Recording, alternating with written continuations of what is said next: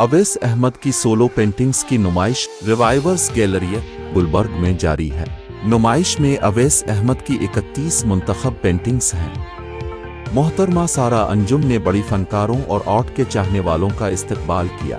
वालेकुम सलाम। अच्छा सारा मैम, मुझे ये बताएं कि आप इतनी औरतों को प्रमोट क्यों करती हैं? मतलब मर्दों का क्या कसूर है?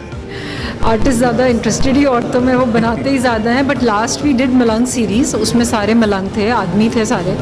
सो इट्स नॉट कि आई promote women, I promote all the genders, both genders. Eeco of her flight, इसका मतलब क्या है? Flight is like, it's about this exhibition is about peace and about, because pigeons are a message of peace.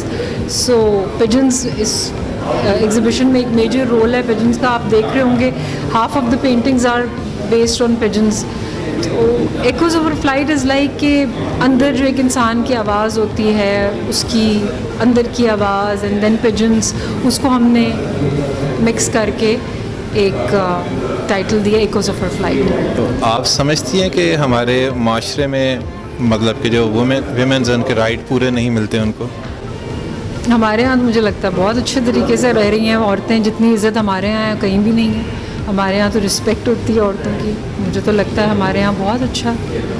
ठीक। हमारा religion ऐसा है, हमारे religion में जितना औरतों को इज़्ज़त दी हुई है, मुझे लगता है कहीं भी नहीं दी हुई। सो हम लोग तो कह ही नहीं सकते। कहीं अगर देखें कहीं कोई थोड़ी बहुत प्रॉब्लम्स हैं तो वो इंडिविजुअल बेस्ड हैं।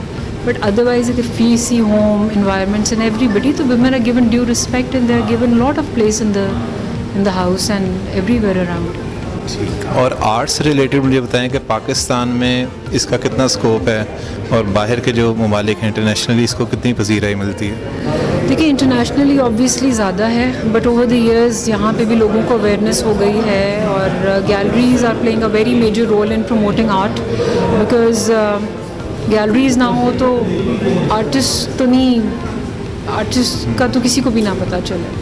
सो जब फ्रेश ग्रेजुएट्स आते हैं NCA से, पंजाब यूनिवर्सिटी से और other art schools and colleges, so galleries are the ones ना जो उनको प्रमोट करती हैं, सही प्लेटफॉर्म देती हैं और वो प्रमोट करती हैं तो slowly and steadily they make their name. Because artist itself अगर वो अपने काम को बेचेगा तो उसकी वो बात नहीं होती। जो गैलरीज जो प्रमोट कर रही होती हैं उनका प्रॉपर प्रोफाइल डेवलप करके और पूरा सारा, तो I think galleries play a very vital role in promoting art. Like जिस तरह से हमारे यहाँ एग्जिबिशंस होती हैं, the first day is the opening, general people come, collectors also come and all that, but next day and after days जो आ रहे होते हैं, बाकी दिन colleges आते हैं, schools आते हैं, they just come to have a look at the work. जो art related students हैं, they come to see कि अब क्या काम हो रहा है, क्या different techniques हैं।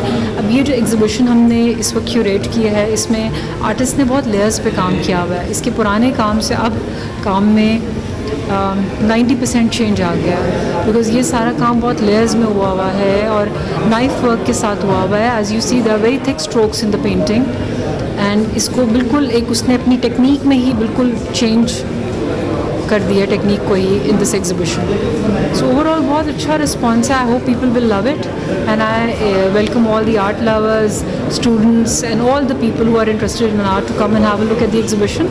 This will be here for 10 days till 3rd of May. Thank you so much.